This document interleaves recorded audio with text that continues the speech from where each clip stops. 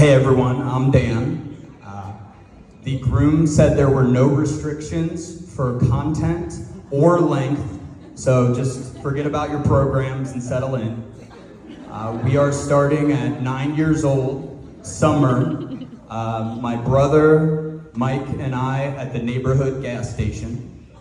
It was a Citgo, and they had a giant window painting of a soft serve ice cream cone.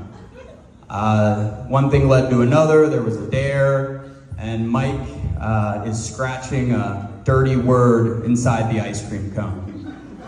S-E-X. Sex.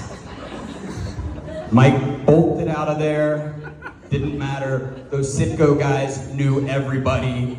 He got home, I think he confessed his mom before they even got a hold of him. He knew what was best. And that was the last we saw of Mike that summer.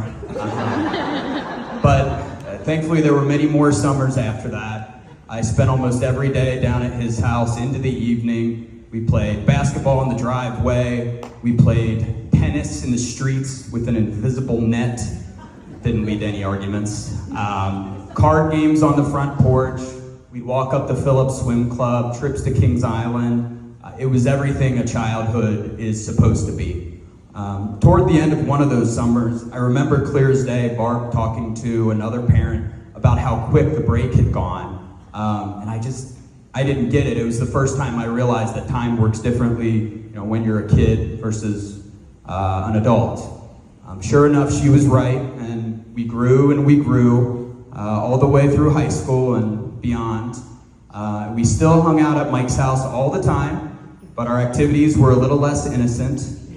Instead of hide and seek in the woods, it was Mike hiding a keg of beer in his bedroom closet for months. It started to smell really awful, and it tasted even worse, but it got drank.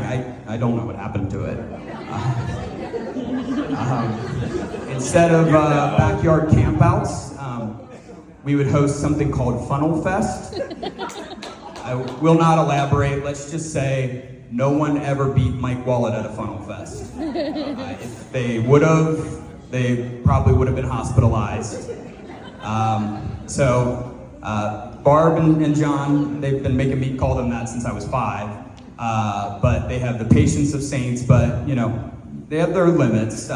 Remember Barb coming home early one night and she heard me yelling a cuss word from her kitchen. I'm lucky to be here today. Thankfully for Mike, they took most of their disappointment out on his video game systems. If you've ever seen a Nintendo fly out a second-story window, I think it survived, actually. No? They don't make them like they used to? No. I hate to add something on the fly on what's already going to be a very long toast. We're like halfway. But I was talking to Barb after the ceremony, and she reminded me that my mom moved to Texas when I was a senior in high school, and so she took me as one of her dates to Mom Prom. So Barb and John too, thank you so much for putting up with us, and I hope I was an okay date. So we grew and we grew through our 20s into sort of young professionals, and Mike took one of the big steps into mature adulthood. He bought a condo. I came along with it, and we still had some fun. There were late night garage get-togethers.